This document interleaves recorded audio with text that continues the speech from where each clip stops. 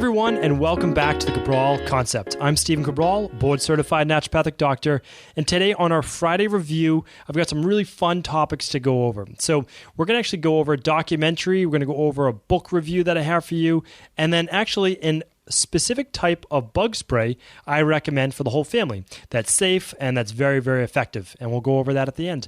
So the first thing I want to talk about, and because a lot of people have asked, can you review some more documentaries? There's so many great documentaries out there, and I'd like to know which ones that you recommend. Which ones do you want to share with everyone?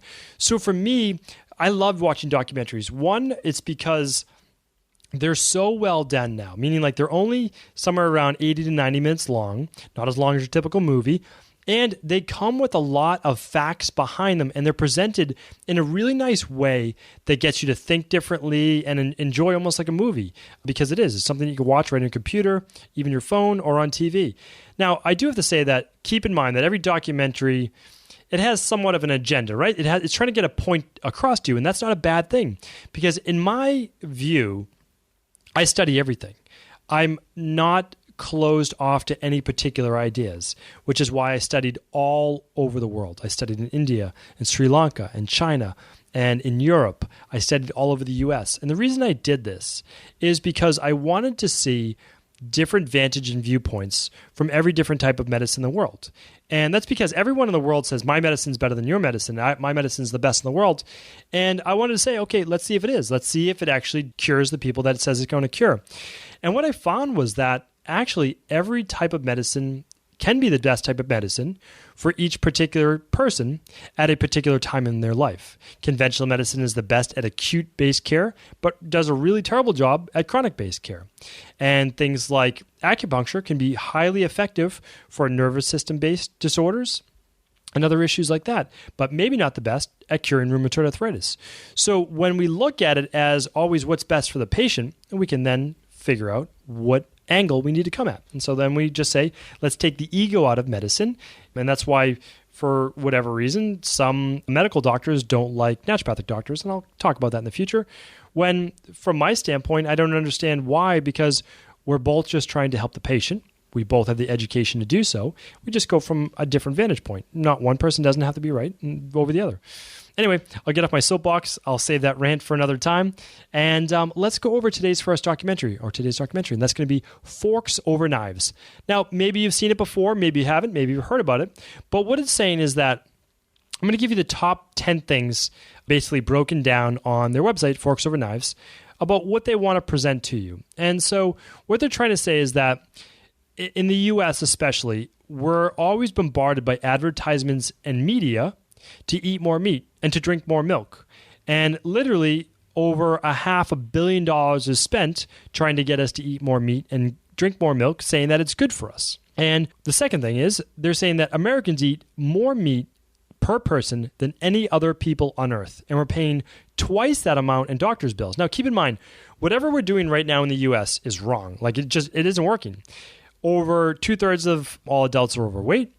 Obesity is increasing, diabetes is increasing, cancer is increasing more than 2 to 3 times at the rate than the rest of the world. We're also, last time I checked, 37th in health in the entire world, but yet we spend the most money on medical care. And that's because our nutrition is deplorable. I mean, it's gross, it's disgusting. We're being lied to about what we should really eat, and it's making people very, very sick. So it also says that animal food production is the world's leading cause of climate change, and that's because of greenhouse gases, methane gas from all those cattle, and that's obviously an issue. There's no sustainable way to raise animal foods to meet the world's growing demand, and that is because of the amount of water that it takes to produce this animal protein, and it takes 5 times more water to produce animal protein for animals to live than it does for plant-based food.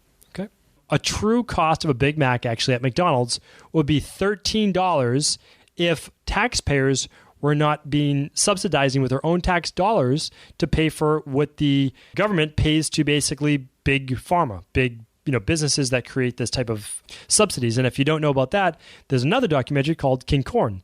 And it talks about how farmers actually lose money to produce corn, but the government pays them the money that they were losing. And the government subsidized $38 billion a year for the meat and dairy industry. That means they give them our money to advertise and all those things and to produce it. And for fruits and vegetables, they're only subsidized at $17 million. Unbelievable. Half that.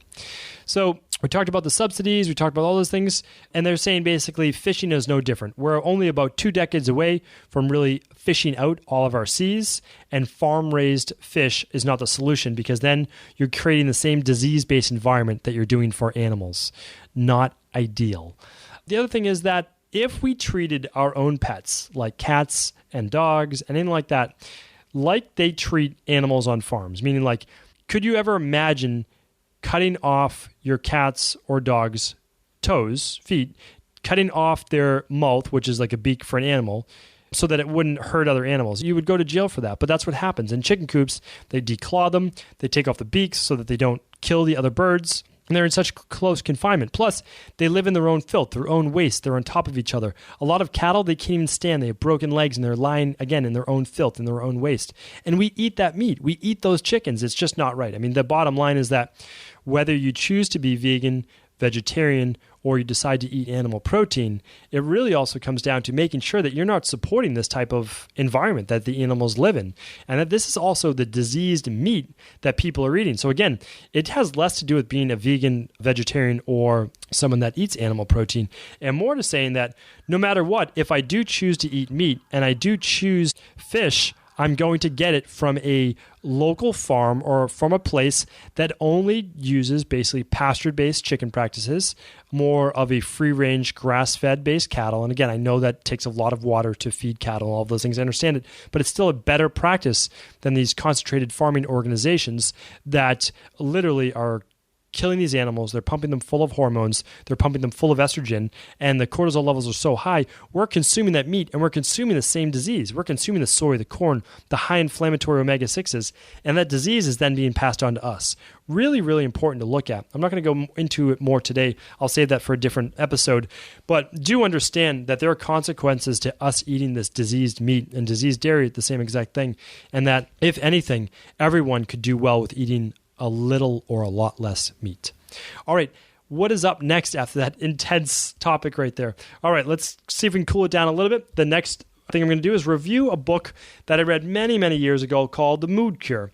And this is by Julia Ross. She is a master's of nutrition, I believe. And what she does is she talks about how you can look at your essentially anxiety, your depression, panic attacks, all of those things from a perspective of how nutrition and neurotransmitters, those are basically the things like serotonin, dopamine, norepinephrine, GABA, how all of those things can be produced in the gut and how they affect our mood. And that it's not always about medicating our way out of it or always using therapy, but also understanding that all of those things can work and all of those things can be used in their own right. But we have to fix the food that we're eating. We have to fix our digestive process. We need to eliminate small intestinal bacterial overgrowth. We need to eliminate candida, all of those things, and then get our neurotransmitters working properly. So unlike what Julia has in the book, I have a little disagreement, but it's only because I never start with giving someone 5-HTP or GABA or tyrosine or what else, or acetylcholine or something like that that might boost these neurotransmitters.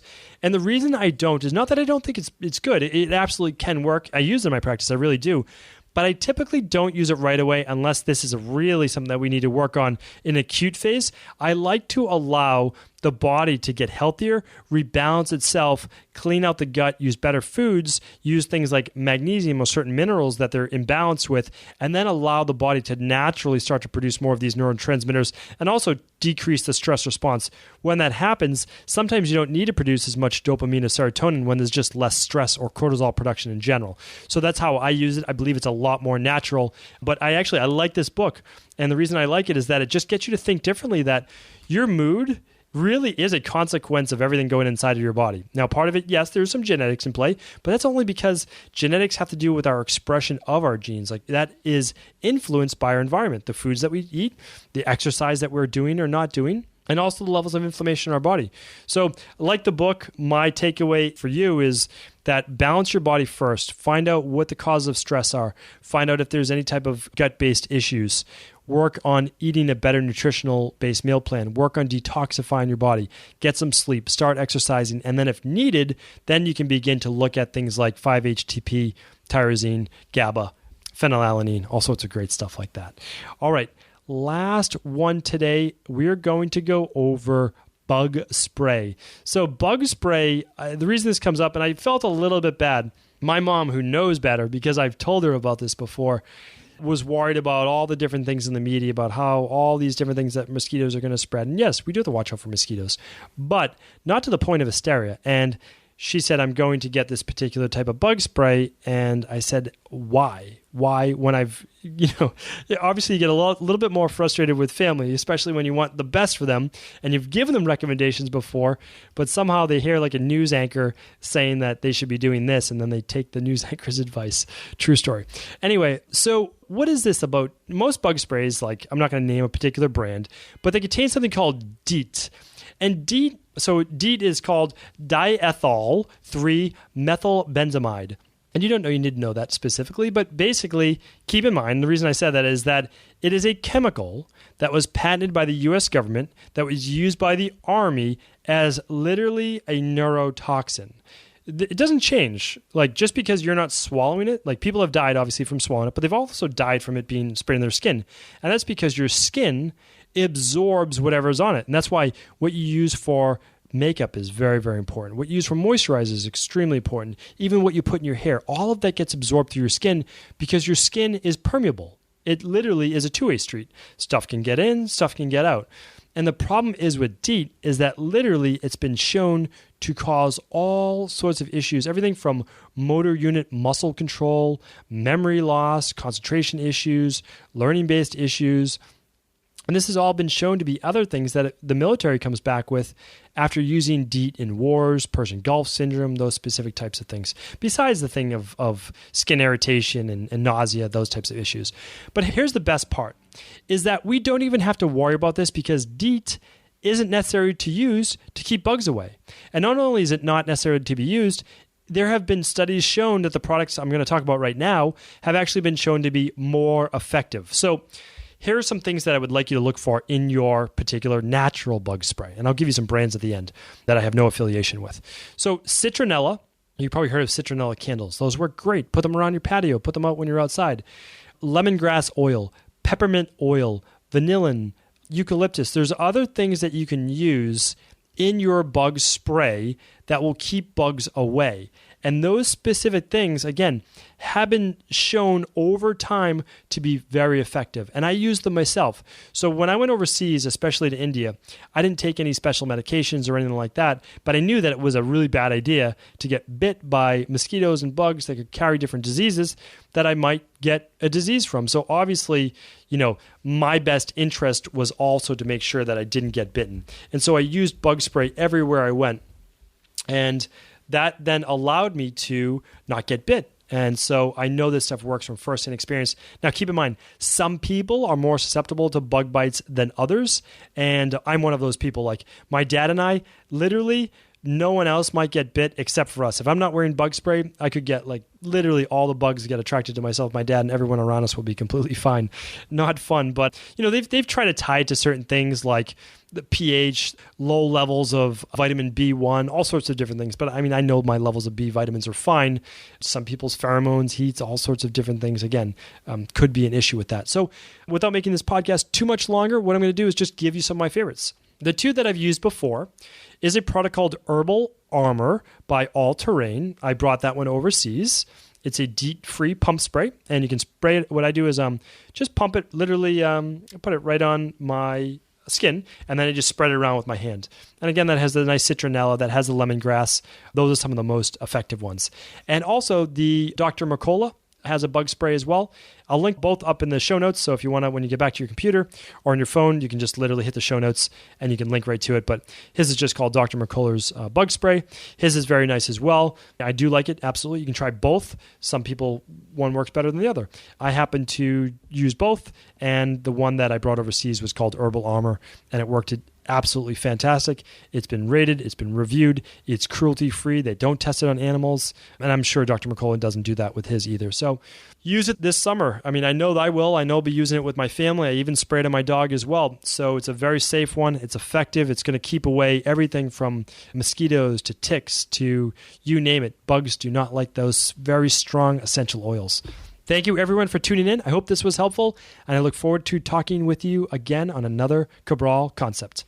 Thank you again for your support of the Cabral Concept. I couldn't do it without you. And as a thank you, this month in May, I'm offering free shipping on the Equilibrium Nutrition Daily Meal Replacement Support Shake.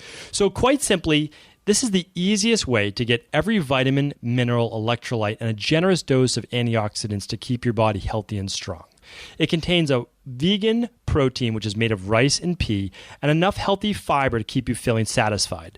It's the number one thing my private clients use each and every day to get well, stay well, and achieve their ideal body. And I want the same exact thing for you. So while supplies last in May, I'm offering free shipping on all 1 month or more orders to the US, Canada, and the UK. Simply go to dailysupportshake.com and enter free shipping, lowercase and all one word at checkout. Thank you again for tuning into the Cabral Concept.